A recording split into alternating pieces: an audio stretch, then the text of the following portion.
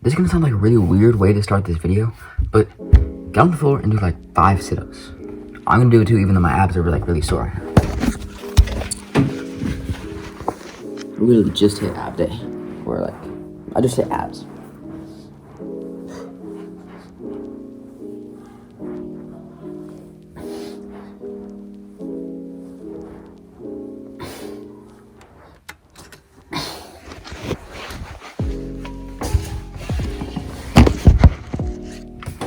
Easy, right?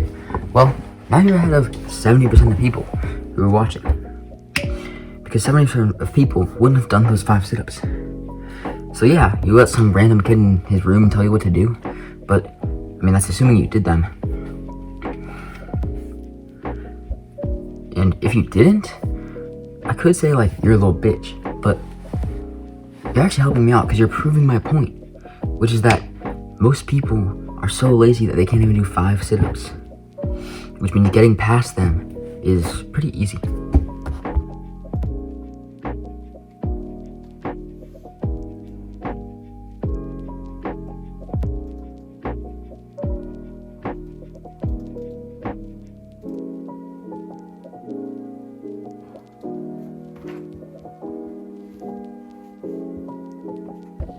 So if you're actually being honest, any goal you've ever set is just like to get past people. Any goal you've ever had is, maybe you didn't make it clear to yourself, like it might be subconscious that you want to pass people, but you didn't make the goal of like, I want to be past 99% of people by the end of the year or something. It's just that you have a certain goal. Let's say that you want to make like 10K a month or something, right?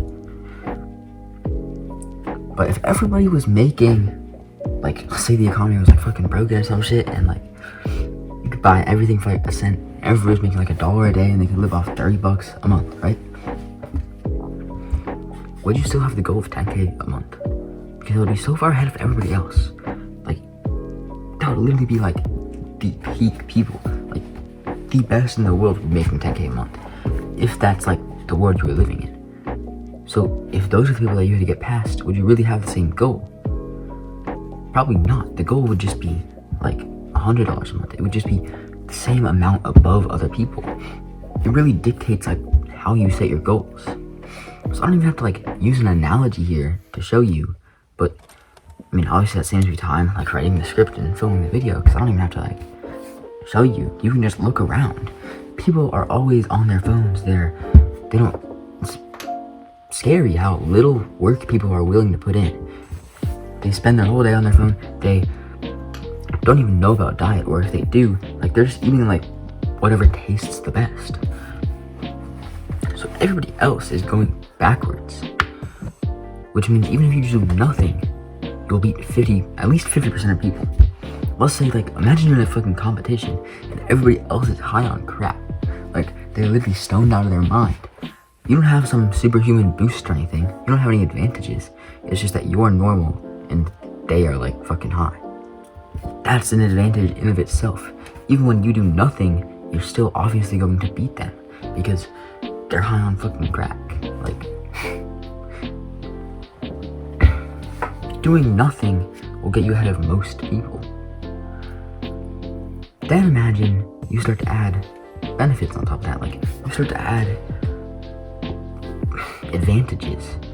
Like, you start doing 1, 2, 3 good things a day. Like, they don't even have to be hard workouts or rigorous like deep work sessions. They just have to be like good things, like just hitting some kind of exercise. Those 5 sit-ups probably put you ahead of like most people, because that's an advantage rather than a disadvantage. You've done basically the hard work of stepping out of everybody's comfort zone. There's like an average comfort zone of most people. You've stepped outside of that, but now it's time to step out of your comfort zone.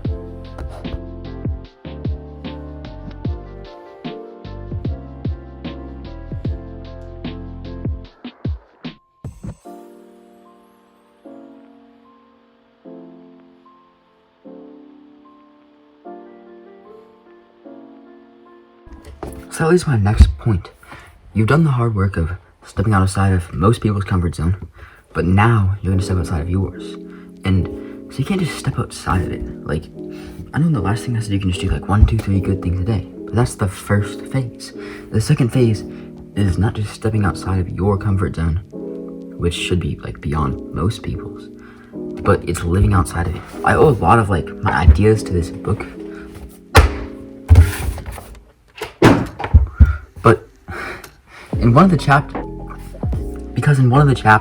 it talks about how you need to live outside of your comfort zone. You can't just step outside of it. You need to live out there, because that's how things are actually going to change. So living outside of your comfort zone is really just making everything uncomfortable. I know it sounds like it's hard, but it's really just like talking to someone at the gym, because normally you're so like antisocial. Like you're just, oh, I'm locked in, but really you're just like missing out. Or it's like doing a little bit harder of a workout because the one that you normally do you've gotten comfortable with.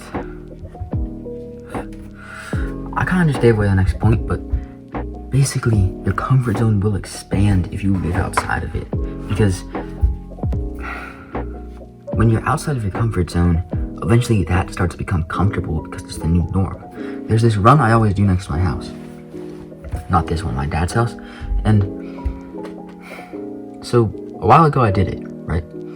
I go down this way and I make it all the way down here.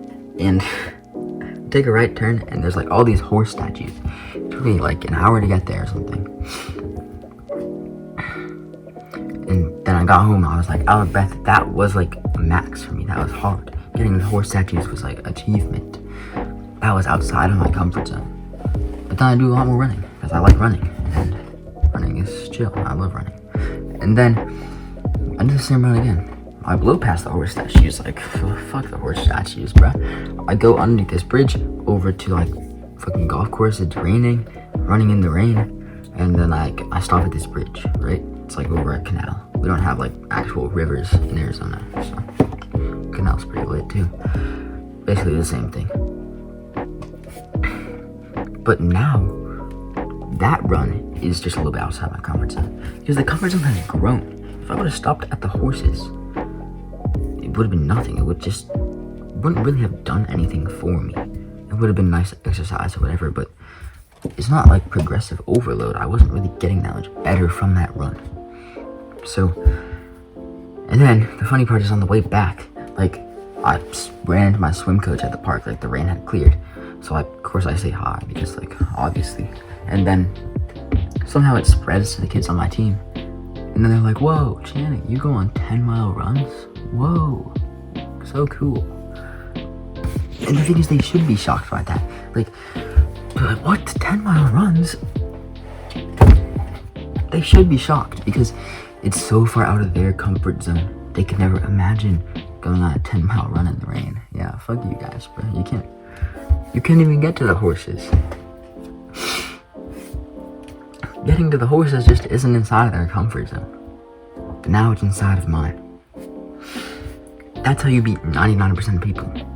You do the 5 sit-ups at the beginning. I know you still haven't fucking done them, so you still owe me 5. But you do the 5 sit-ups. Like right now. You do the 5 sit-ups.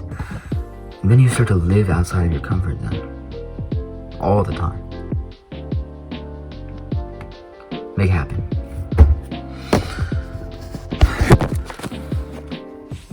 What's good, gang? Somebody asked for like a cinematic of my room, so this is about to be fire. Watch.